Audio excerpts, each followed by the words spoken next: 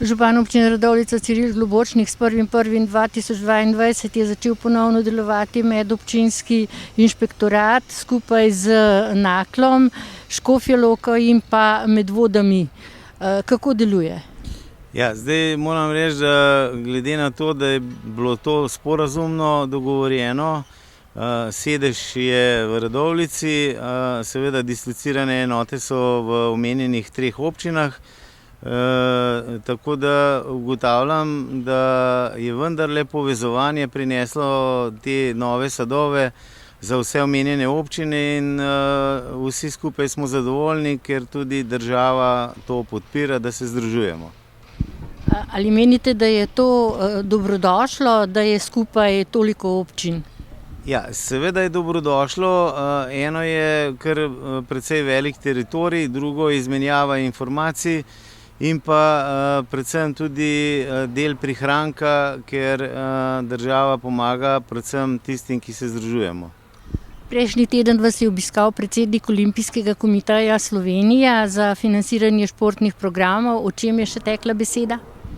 Ja, predvsem je tekla beseda o olimpijskih športnih centrih, torej, ki so na Zgornjem Gorenjskem, in pa vseh teh športnih objektih, ki so višjega ranga.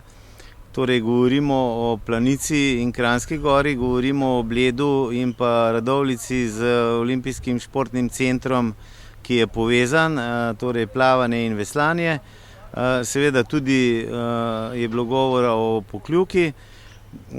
Kako v nadaljevanju, kajti tudi vodstvo Olimpijskega komiteja se v letošnjem letu, koncem leta spreminja, kako iti naprej z financiranjem teh športnih centrov in pa predvsem smo govorili tudi na pobudo kranjskogorskega župana, da premaknejo, torej šolstvo, premakne počitnice v letu 2023, kjer bo svetovno prvenstvo v nordijskih disciplinah, da ne sovpade na isti termin kot pa svetovno prvenstvo. In predsednik Olimpijskega komiteja je zagotovil, da bo prenesel to na Ministrstvo za šolstvo. Jaz sem prepričan, da je tukaj treba z roko v roki narediti zelo dober efekt, torej ogleda samega svetovnega prvenstva in pa razpršiti potem tudi počitnice, podaljšati sezono in se izogniti veliki gneči oziroma sploh nemogoči realizaciji počitnic za naše otroke. Spomladi se bodo ponovno začela dela na železniški progi.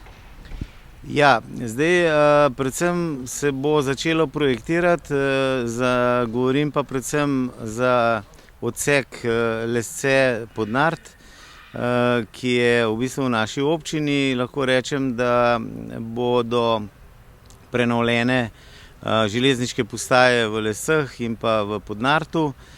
Seveda tudi projektirati se bo začel idejni projekt za izvennivojsko prečkanje v Lescah, torej tako osebnega kot tovornega prometa.